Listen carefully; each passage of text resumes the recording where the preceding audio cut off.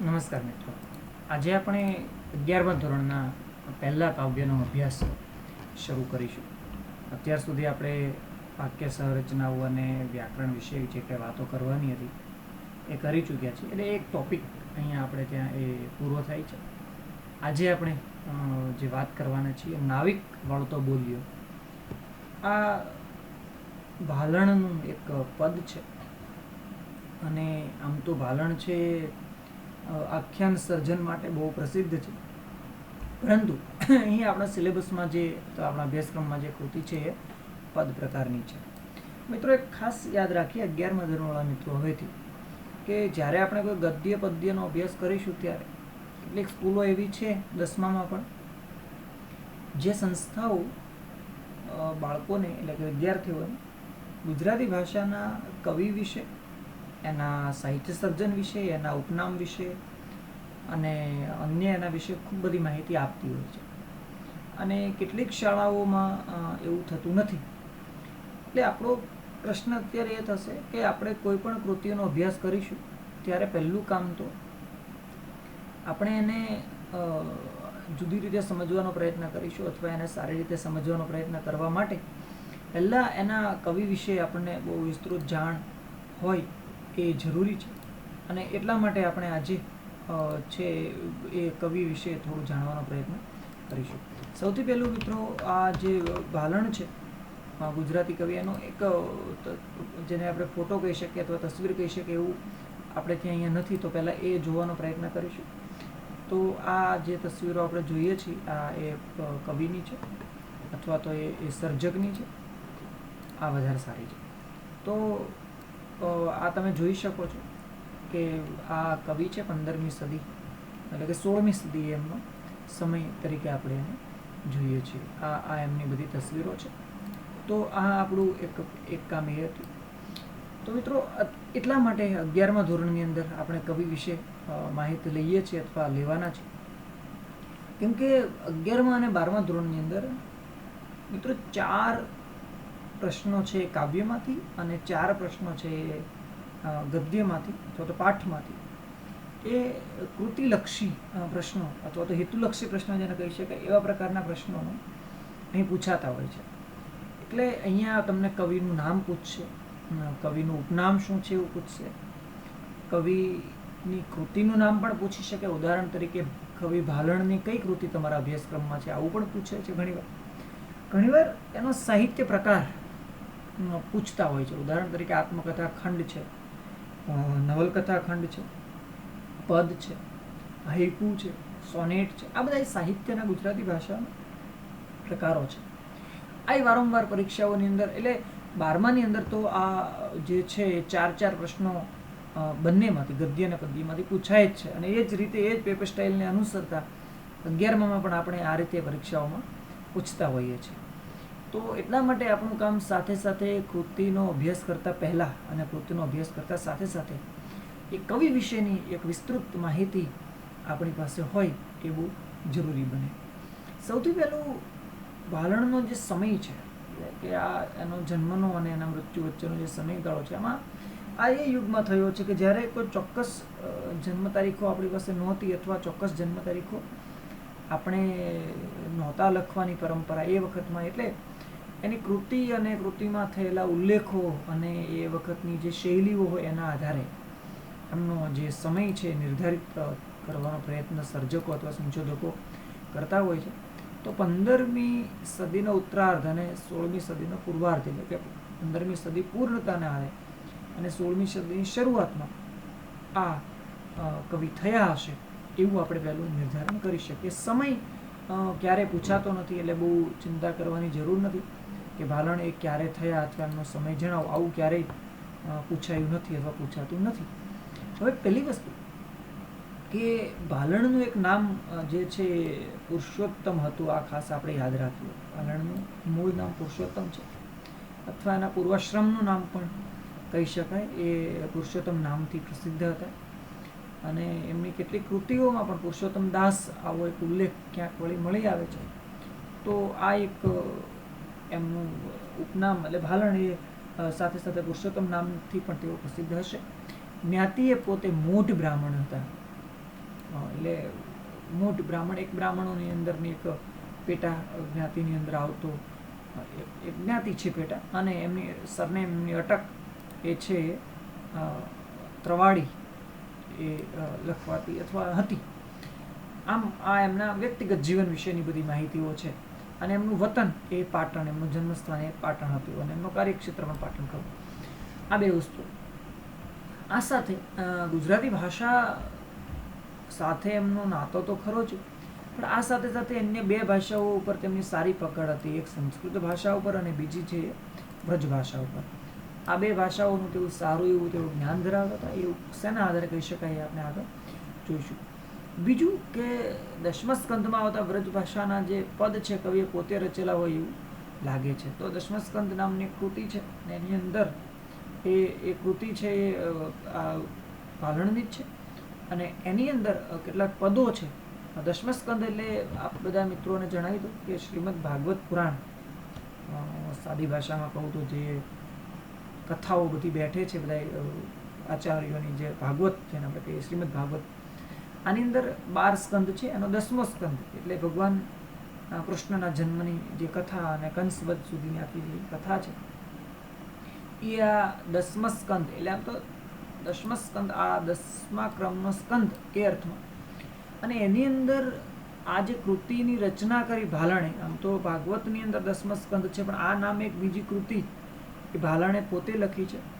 અને એની અંદર કેટલાક પદ આવે છે, જે પદ છે એ વ્રજભાષામાં લખાયેલા છે. એટલે સંશોધકો અથવા વિદ્વાનો એવું માને છે કે આ પદ જે છે એ કવિ ભાલણે રચ્યા છે અથવા એના રચેલા છે.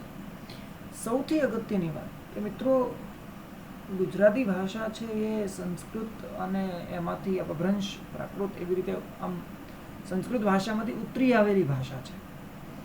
એટલે ગુજરાતી ભાષાનું સૌપ્રથમ ગુજરાતી ભાષા એવો શબ્દ પ્રયોગ કરનારા કવિ પ્રેમાનંદ છે, વડોદરાના એ વતની, અને આખ્યાનકાર તરીકે, ઉત્તમ આખ્યાનકાર તરીકે પ્રેમાનંદનું નામ છે. એણે ગુજરાતી માટે ગુજરાતી ભાષા એવો સૌથી પહેલો પ્રયોગ કર્યો.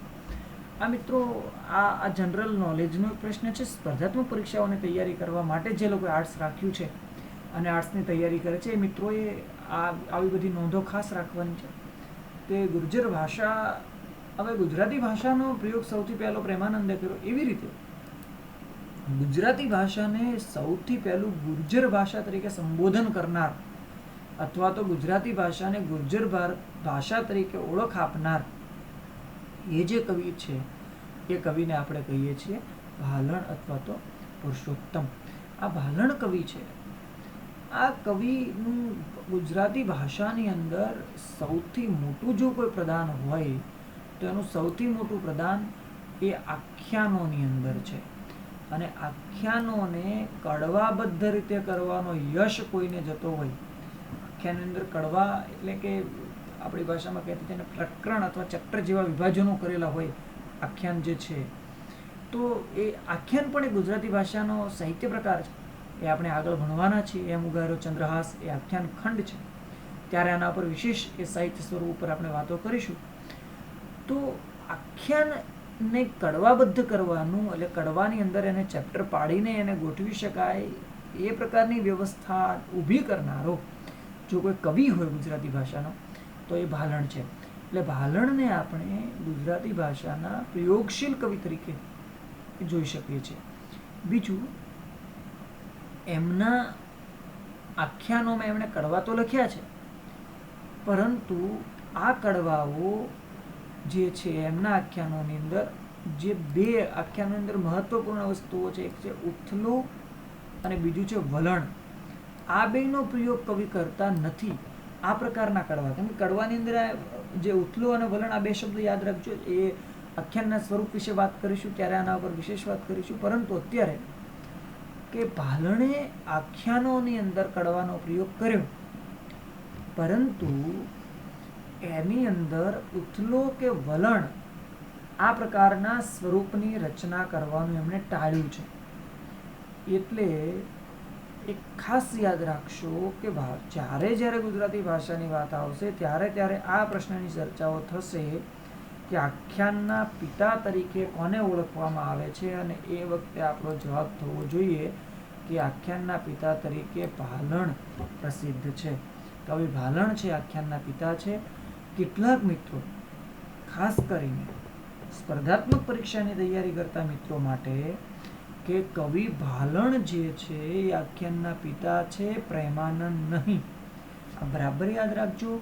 કેટલાક મિત્રો આખ્યાનના સારા સર્જન માટે પ્રેમાનંદ જાણીતા છે, એ કવિ શિરોમણી તરીકે છે, આખ્યાનના મહાસર્જક તરીકે. બધી રીતે ગુજરાતી ભાષામાં આખ્યાન અને પ્રેમાનંદ બંને પર્યાય તરીકે પ્રયોગ થતા શબ્દો છે. એટલું મહત્વ પ્રેમાનંદનું છે. પરંતુ આખ્યાનના પિતા એ ભાલણ છે, પ્રેમાનંદ નથી.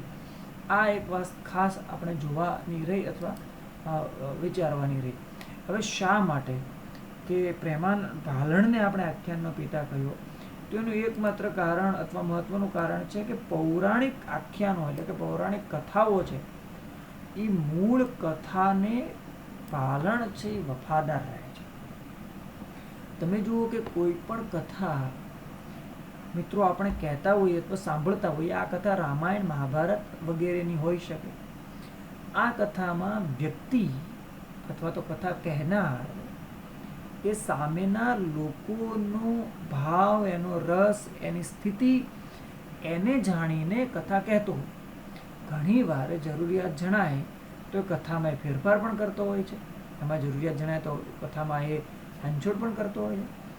તો પ્રેમાનંદમાં ખાસ જોવા મળે છે. પ્રેમાનંદને એવું લાગે કે કોઈને હસાવવા છે તો હાસ્યરસ લાવશે, કોઈને આશ્ચર્ય પમાડવા છે તો અદ્ભુત રસ લાવશે, કોઈનામાં એકદમ જુસ્સો વધારવો છે તો વીરરસની વાતો કરશે.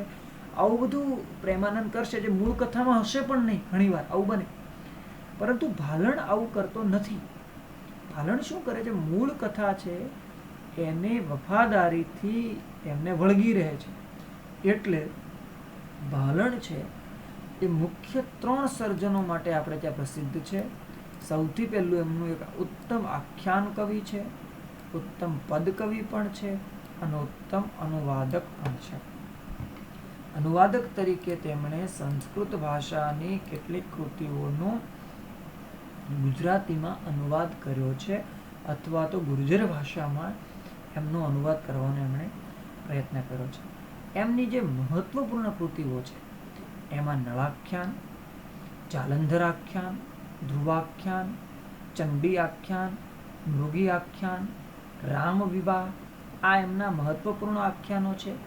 જે આ આખ્યાનોના બધાના નામ મિત્રો 11મા ધોરણ માટે તો ઠીક છે, ભવિષ્ય માટે યાદ રાખશો અથવા કોઈ અલગ બુક બનાવી લેશો, નોંધી રાખશો. આટલી કૃતિઓ જે છે એ ભાલણે રચેલી છે.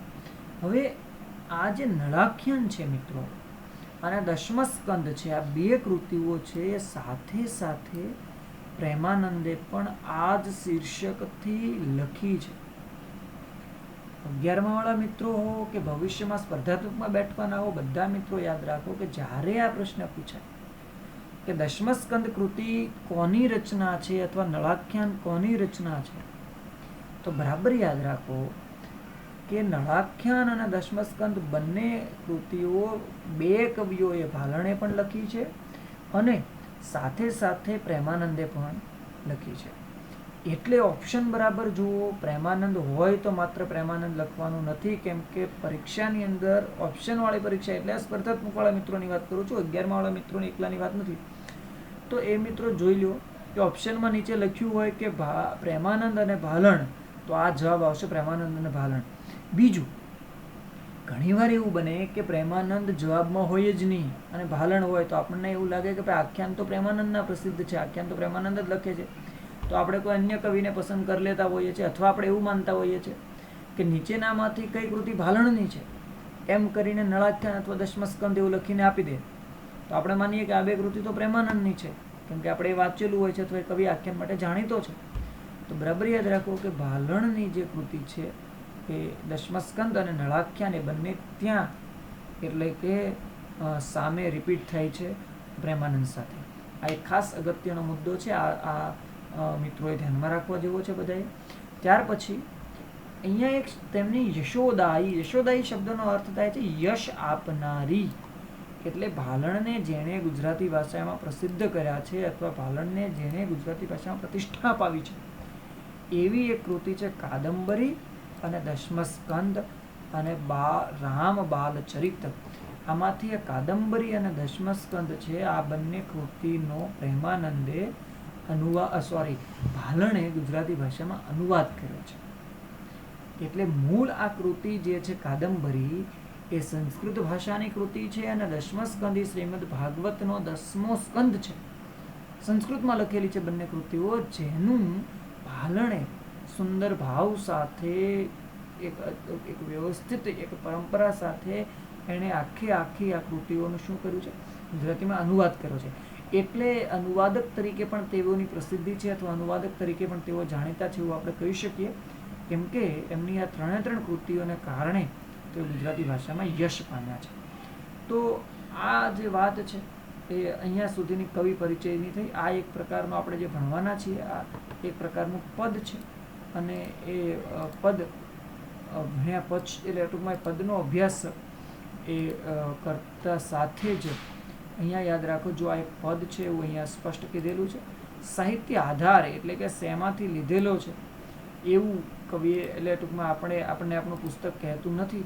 એટલે આપણા માટે કૃતિ અહીંયા છે ભાલણના પદોમાંથી દરેક કૃતિની નીચે કૃતિ જે પૂરી થાય છે એ શેમાંથી લીધેલી છે એનો સાહિત્ય આધાર આપણે યાદ રાખજો. ખાસ પૂછાય છે વારંવાર કે નાવિક વળતો બોલ્યો એ કૃતિ કયા ગ્રંથમાંથી અથવા કયા સંદર્ભ ગ્રંથમાંથી લેવામાં આવી છે.